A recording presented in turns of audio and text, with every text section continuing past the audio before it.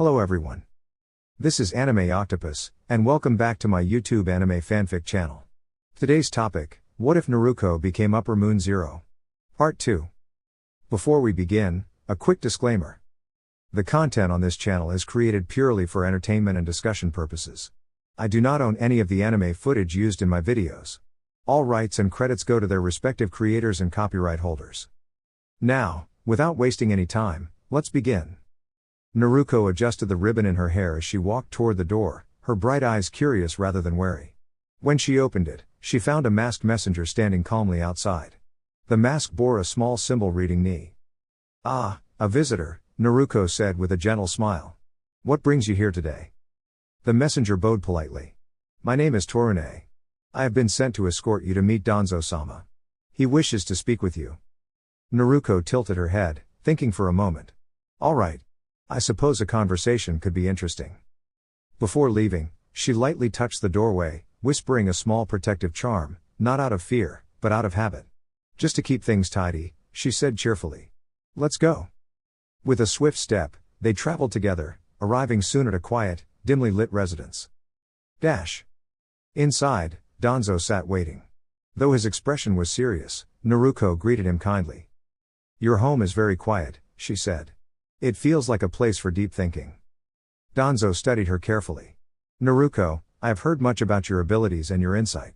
I would like to offer you a place among my organization, where your talents could be put to use." Naruko folded her hands behind her back, pacing slowly as she thought. "I appreciate the offer.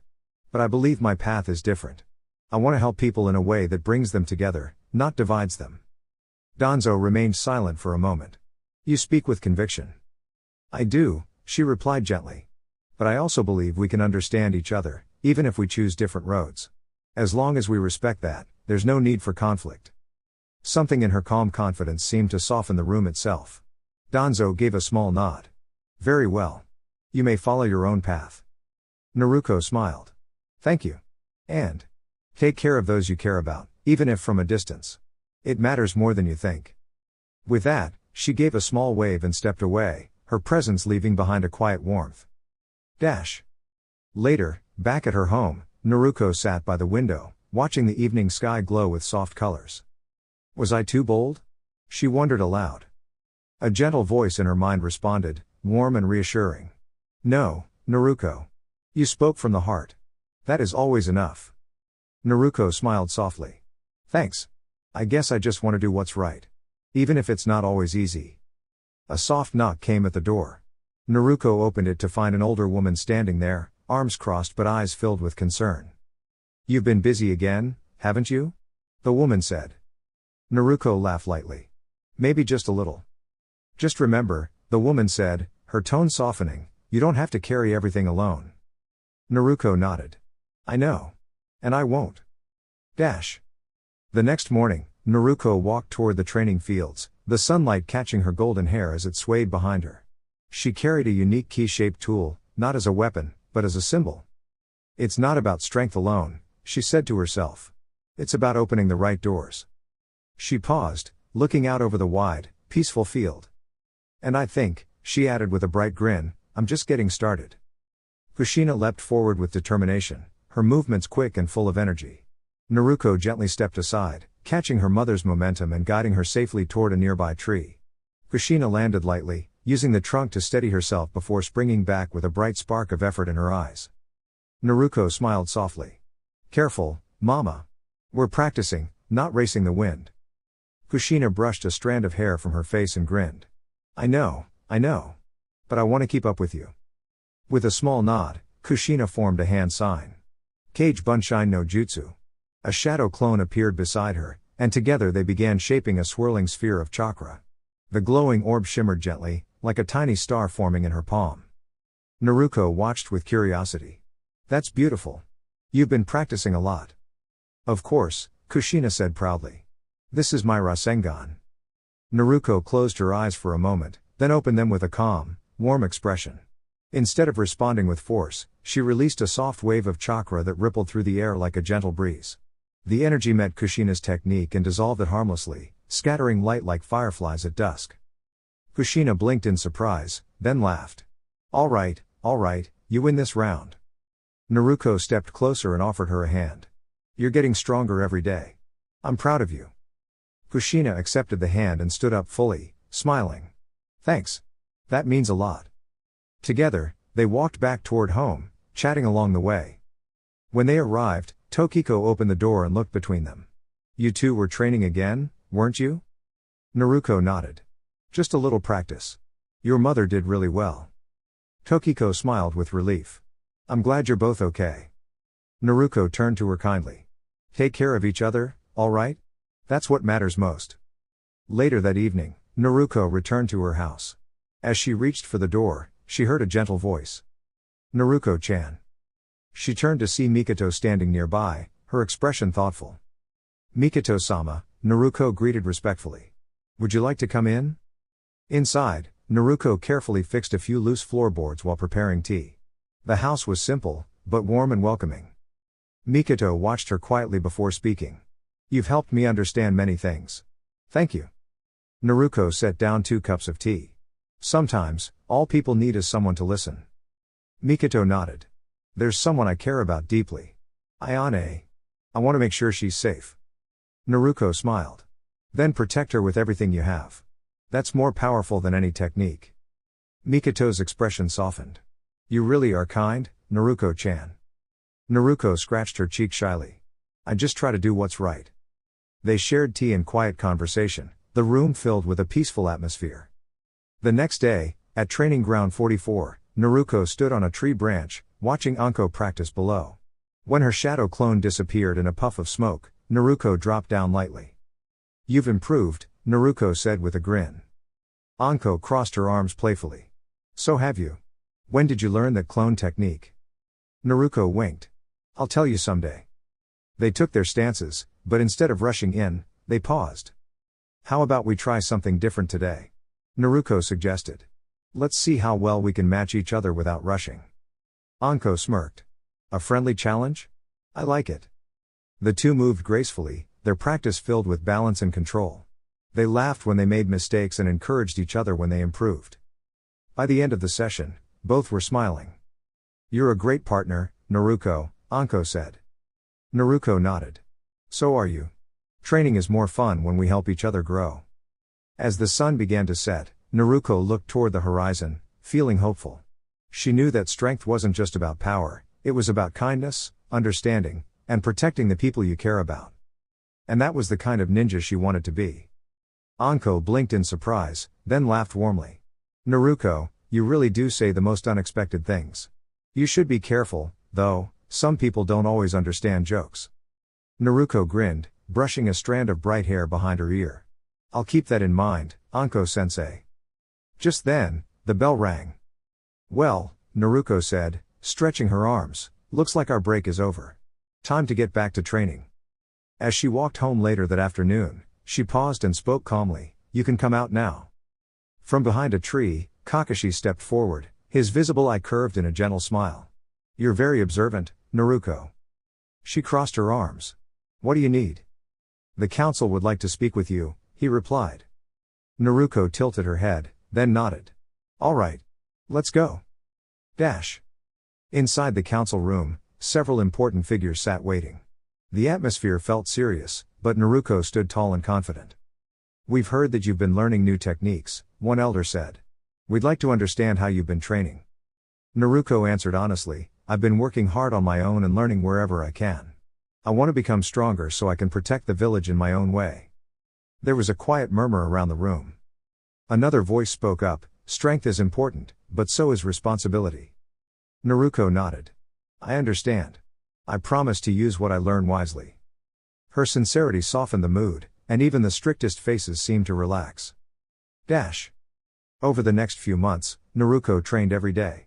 She practiced new techniques, improved her focus, and even helped others when they struggled. Anko often guided her, sometimes with a grin. You've got talent, kid, but more importantly, you've got heart. Eventually, Naruko began going on more challenging missions with Anko. These tasks helped her learn teamwork, patience, and problem solving. Meanwhile, the rest of her team worked hard on their own assignments. One day, they all gathered in the Hokage's office after completing their tasks. Everyone looked tired but proud. Naruko and Anko entered soon after, both smiling. Mission complete, Anko said. Naruko added playfully, and no doors were harmed this time. A few chuckles filled the room. One of her teammates crossed their arms.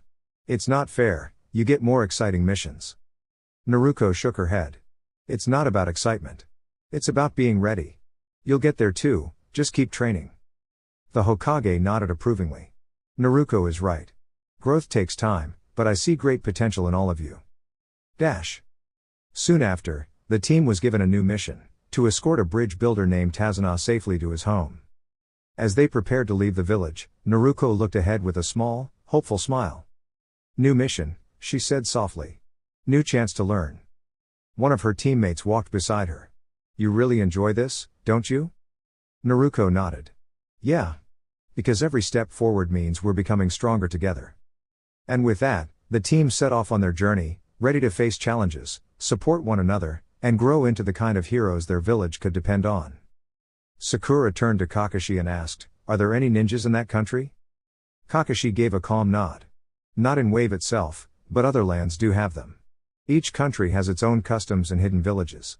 Those villages are more than homes, they represent strength and protection.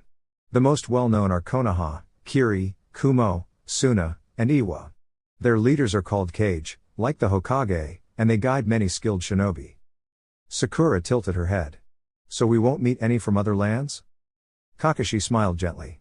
On a mission like this, we're not expecting that. Usually, the biggest trouble comes from ordinary bandits. As Team 7 continued along the road, they passed a small puddle. Most of them walked by without a thought, but Kakashi's eyes lingered for just a moment. Naruko, walking a step behind, noticed that subtle glance. She didn't say anything, but her bright blue eyes sharpened with curiosity. A moment later, the puddle rippled strangely. Two figures suddenly rose from it, cloaked and swift. A chain flashed through the air toward Kakashi. Ah! He exclaimed as the chain wrapped around him. The team froze in shock, but Naruko did not. She stepped forward, her expression focused but calm. That's enough, she said firmly. With a quick motion, she summoned one of her glowing wind lances. It shimmered softly in her hand, like a beam of sunlight caught in motion. She tossed it, not to harm, but to interrupt. The lance pinned the chain to a nearby tree, stopping it from tightening further. The two attackers blinked in surprise. Before they could react again, Sasuke and Tokiko rushed forward, knocking them gently off balance with well-timed strikes that sent them stumbling back rather than injuring them. Just then, Kakashi reappeared beside them, completely unharmed. Well, he said casually, brushing off his sleeve, that confirms it. Naruko crossed her arms and gave him a look. You already knew something was wrong, didn't you? I had a feeling, Kakashi admitted. Naruko turned to Tazuna, her tone still kind but now serious. Tazuna-san, can you tell us what's really going on? We're here to help, but we need the truth.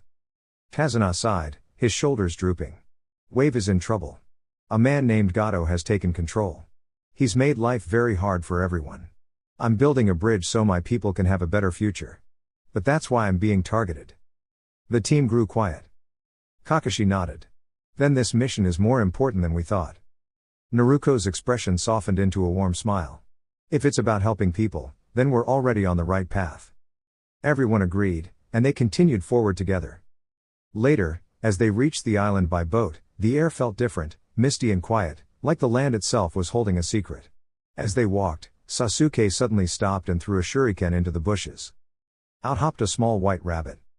Naruko gently picked it up, cradling it in her hands.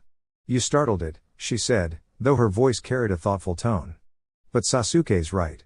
Something feels off. Kakashi looked at the rabbit closely. A white rabbit. In this season? That's unusual. Naruko's eyes lifted, alert. A soft whistling sound cut through the air. Everyone, down. Kakashi called. Naruko reacted instantly, not with fear, but with confidence. She leapt lightly into the air, placing her foot against a large spinning blade just long enough to redirect its path.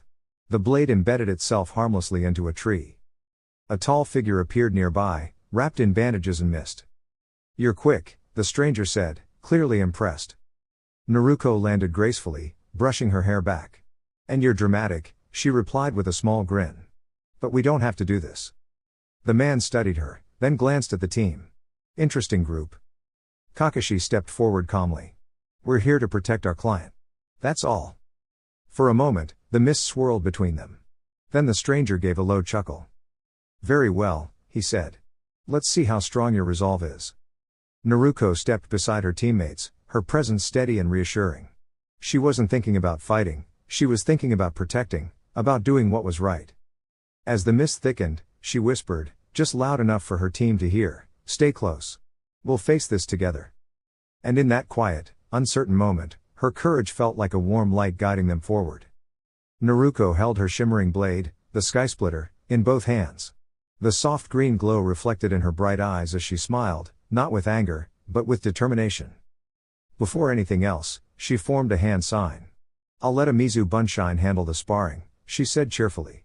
A gentle splash sounded, and a water clone of Naruko appeared beside her. I'd rather keep things peaceful, she added. We can learn more that way. Across from her stood Zabuza, no longer a fearsome opponent, but a quiet, watchful figure in the mist. He tilted his head slightly, curious. So, you prefer training over fighting? He asked. Naruko nodded. There's always something to learn. Even from someone as skilled as you. The clone stepped forward, and the two began a careful, respectful exchange of movements. Their blades met with soft, controlled taps, up, down, and sideways, like a dance rather than a battle. Each step showed balance, patience, and focus. Zabuza watched closely, then gave a small nod. Your form is impressive, he said. You move with both strength and thought. Naruko grinned. I've had good teachers, and lots of practice. After a few moments, the clone dissolved back into water, rippling across the surface like a quiet pond. Naruko lowered her sword and took a deep breath. That's enough for now, she said. I'd like to keep getting stronger, one step at a time. Zabuza turned away slightly, his voice softer than before. We'll meet again. Until then, keep training. I will, Naruko replied. When Naruko returned to the shore, her teammates were waiting. Kakashi looked at her thoughtfully. You handled that well, he said. Naruko shrugged lightly. It's better to grow than to rush. We all have things to learn.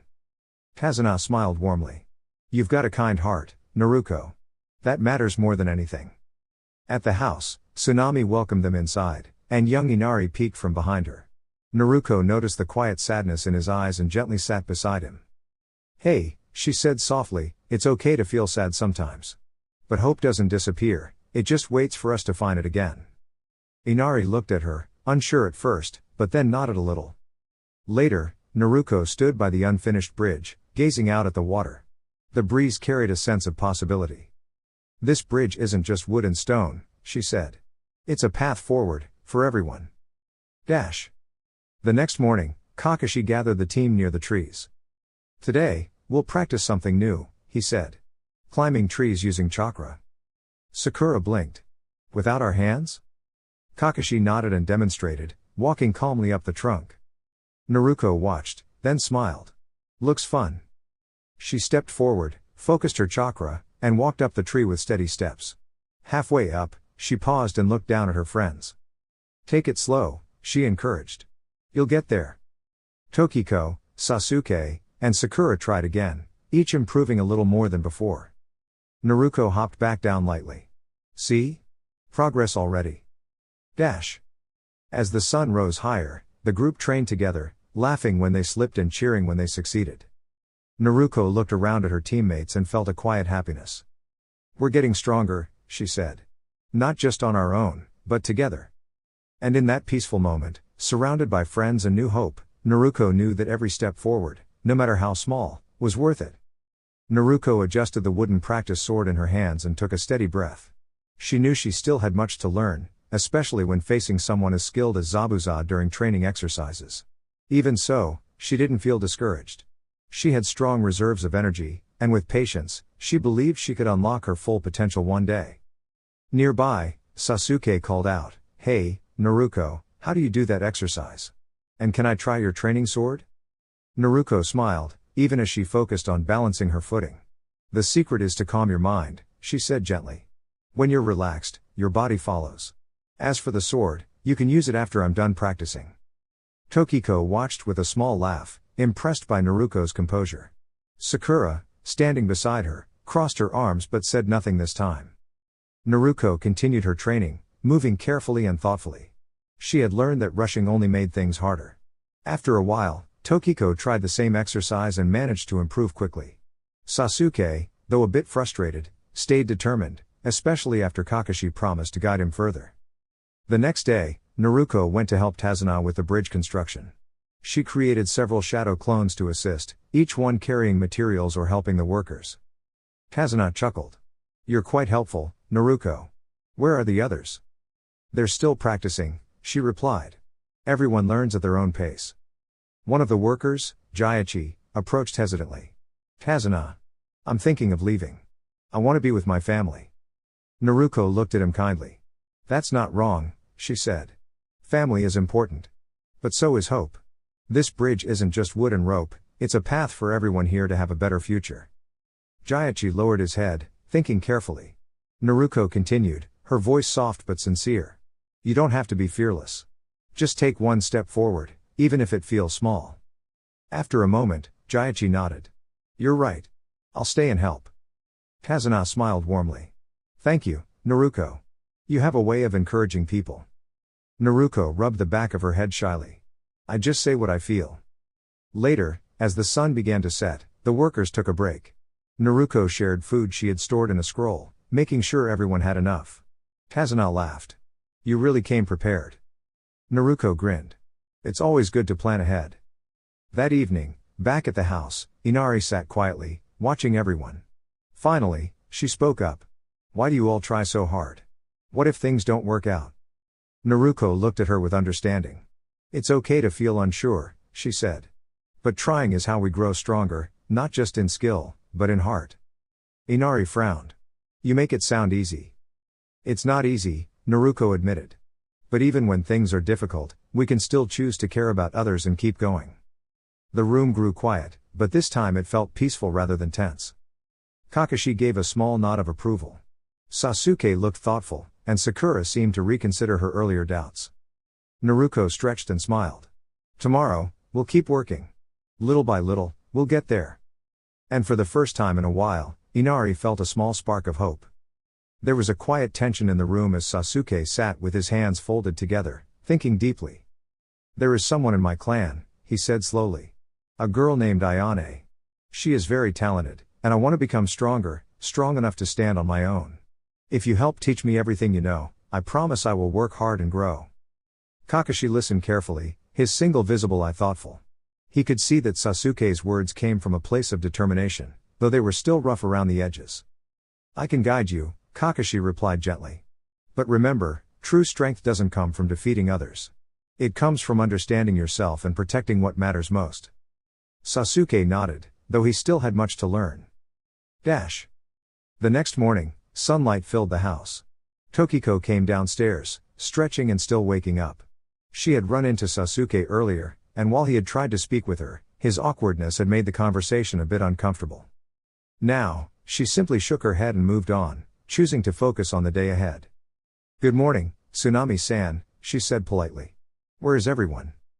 "They've already headed toward the bridge," Tsunami answered. "Naruko is still upstairs resting. She stayed up late comforting Inari and sharing stories about her friends." Tokiko paused. "Friends?" Tsunami smiled softly. "Yes. She doesn't talk about them much, but they mean a lot to her." Tokiko felt a quiet warmth in her heart. "That sounds like her," she said. Upstairs, Naruko stirred awake. She stretched her arms and looked out the window at the bright sky. "Looks like today will be busy," she said to herself. After getting ready, she put on her cloak and headed downstairs.